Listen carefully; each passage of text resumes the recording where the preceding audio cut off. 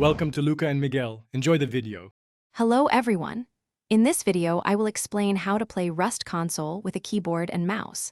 Many players prefer the precision and speed that these peripherals offer, especially in a competitive survival game like Rust. To get started, you will need to acquire a specialized adapter.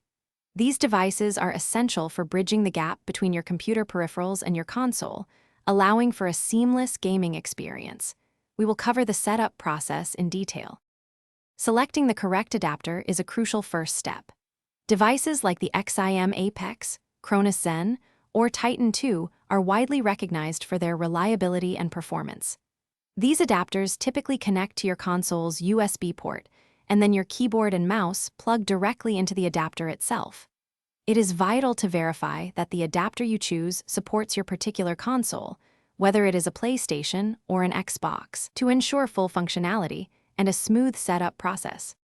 Once your adapter is connected, the next step involves configuring your controls. Most adapters come with dedicated software that you install on a computer. This software allows you to meticulously map every keyboard key to a corresponding controller button.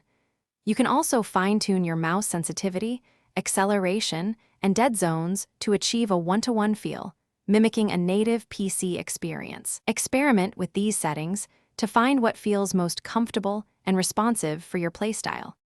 After setting up your controls, consistent practice is key to mastering your new setup.